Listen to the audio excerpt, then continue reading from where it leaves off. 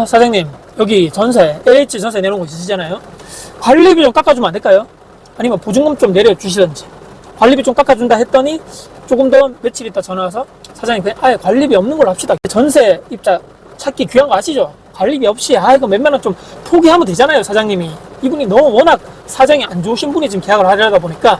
그리고 이 매물을 또 얼마 전에 봤더니만 그 방에 그 에어컨 있잖아요. 에어컨이 좀 교체해주면 좋겠는데. 그리고 세탁기 냉장고 보니까 상태가 좀 너무 안 좋더라고요. 근데 바꿔달라면 이 또 경제적으로 사장님 부담 많이 되시니까 이거 나중에 2년 4년 뒤에 살고 나서 이분 나가실 때 이분한테 그냥 드리는 걸로 하면 어떨까요? 어차피 버리실 것 같은데. 그리고 혹시 창고에 남는 TV 작은 거라도 한 게 없어요? 아니면 없으면 됐고, 있으면 한 개 좀 놔주세요. 그리고 옵션 중에서 전자레인지가 없더라고요. 사장님, 전자레인지 그거 당근에서 중고 하나 그거 싼 거 넣어주시면 안 될까요? 이왕 하시는 거 이래서 전세 좀 넣읍시다. 이건 무슨 뭐 거지 적선하는 것도 아니고 내가 뭐 임대인이 무슨 땅 파서 장사하는 것도 아니고 말이지. 얼마 전에 제가 부동산, 모부동산 한 군데서 전화를 실제적으로 받았던 사례입니다. 3룸, 이 넓은 데서는 살고 싶은데 월세 낼 능력은 내가 없고, 그래서 LH 전세자금 대출을 받아서 한 2% 정도밖에 안 되는 것 같더라고요. 월 20만원 정도 내고 나는 그냥 살란다. 아니, 나라에서 이런 거 잘 지원해 주는 거죠. 상대적 빈곤층에게. LH는 이자 놀이하고 임대인들께는 등골 빼먹으려 하라고 고금리 이자에 막 허덕허덕 되고 있죠. 그러니까 이 전세자금 대출을 받는 이런 상대적 빈곤층 있죠. 이분들한테 이자만 내게 하는 이런 대출이 과연 정말 이 사람들 인생을 도와주는 게 맞나? LH도 원금하고 이자가 같이 갚는 원리금 상환 이런 거 처음에는 당연히 같이 갚는 게 이분들 힘들겠지만, 내가 일을 해서 대출 이자만 갚는 것이 아니고 원리금까지 같이 갚아야 되는데 내가 조금 더 열심히 살아서 이런 소비 지출 좀 통제하고 내가 이 대출, 전세자금 대출 내가 받았는데 원금도 같이 내가 빨리 갚아야 되겠구나. 이렇게 해서 이분들 삶에 조금 원동력이 되는 것이 아닐까요? 이러니 원룸이나 투룸이나 이런데 월세 아무도 안 들어오려 하고, 투룸이나 쓰리룸 상대적으로 이런 넓이가 면적이 큰 곳에 전세로 살면 월세보다 훨씬 싸고 좋고 큰 집에 살 수도 있고, 이 부동산 소실장님도 다 알고 있고 유도를 이런 쪽으로 하는 거죠. 임차인들도 요즘에 바보가 아닙니다. 다 알고 있습니다.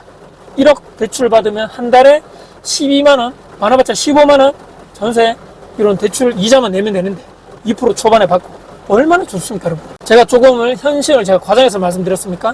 있는 그대로 팩트를 제가 전달해서 말씀드려봤고, 혹시라도 저같이 원룸 임대업 하시는 분들 LH 전세 자금 대출이라든지 기간 대출이라든지 중소기업 대출 관련돼서 받으시는 사장님이 계시다면 제 영상 댓글에다가 댓글을 같이 좀 정보를 알려주시면 보시는 분들께 좋은 정보가 될 것 같고요.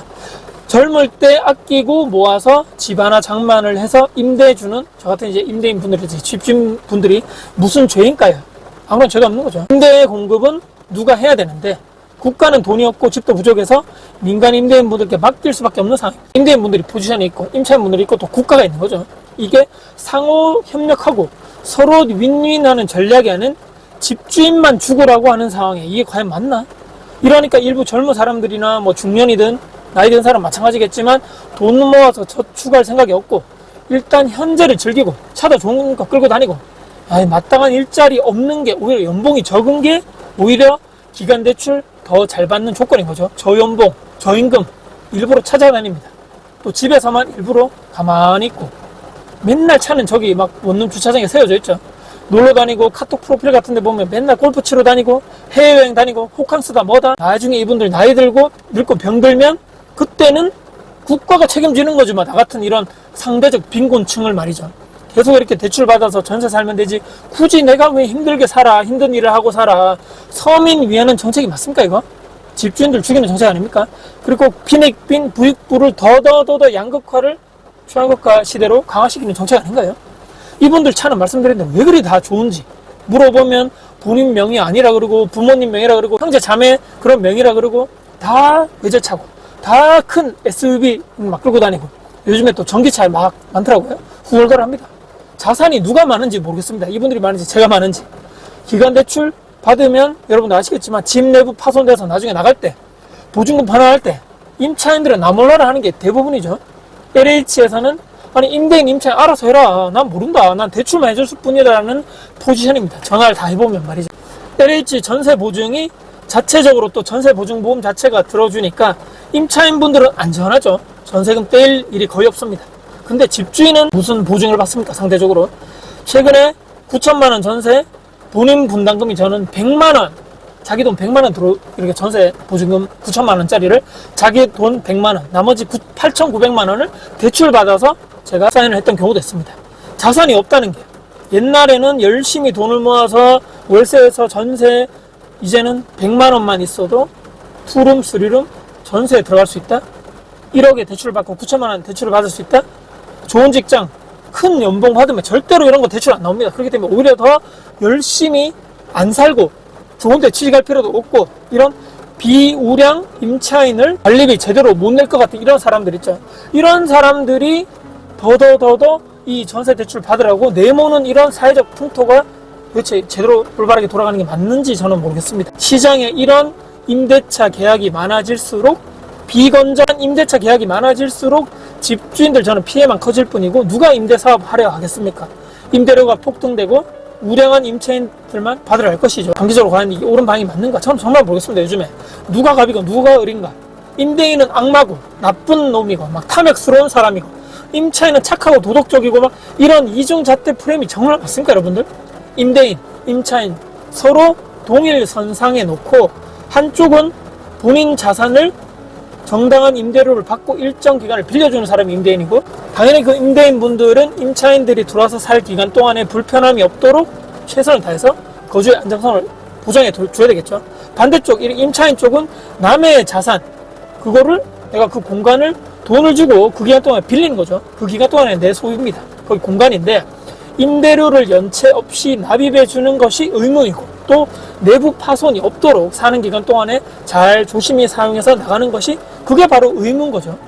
계약 끝날 때 서로 웃으면서 헤어지고 계약 종료 딱 되는 시점에 보증금 있다면 제 날짜 다 내주고, 누가 갑이고 누가 을이고 누가 착하고 누가 악마고 세상에 그런 거 없는 거죠. 모두 다 자기 이득에 맞게 생각하고 행동하고 움직이는 것 뿐입니다. 서로 간에 그렇기 때문에 넘지 말아야 될 선을 지키는 것이 서로에게 가장 최선이고, 저는 그것이 가장 올바른 임대차 문화가 아닌가라는 생각을 하게 되면서, 최근에 LH, 기간대출, 중소기업 대출 관련돼서 내가 정말 자산이 더더더 없는 사람일수록 고액의 전세 자금 대출을 빌려주는데, 이 사람이 본인 분담금이 100만원, 200만원 가지고 한 달 이자를 10만원, 20만원 밖에 내지 않으면서, 그런 비우량 임차인분들이 이런 큰 전세 이렇게 투룸 쓰리룸에 살고 있는 것이, 이런 계약이 늘어난다? 이게 과연 맞나라는 생각을 하게 되면서, 이런 대출 문화가, 이자만 빌려주는 문화보다는 이런 똑같이 전세자금 대출도 이런 원금 대출 같이, 원금도 같이 갚아주는 형식이 들어가게 되면서 조금 더 안정적인 자산을 가지신 분들께도 이런 전세자금을 대출을 빌려주면서 같이 갖게 되는, 그래서 삶의 원동력이 되면서 조금 더 열심히 살아야 되겠다, 내가 돈을 좀 더 모아야 되겠다라는 이런 사고방식적으로 사회가 가야지 건강한 이런 사회적 문화로 저는 성장해 간다라는 생각을 하게 되면서 영상을 마무리할까 합니다. 오늘 영상 여러분께 도움이 되셨다면 구독, 좋아요, 알람 설정, 댓글 주시고요. 제 영상 주변 분들께 공유될 가치가 있다고 생각하신다면 널리 공유 부탁드리겠습니다. 여러분들 진심으로 응원합니다. 화이팅입니다.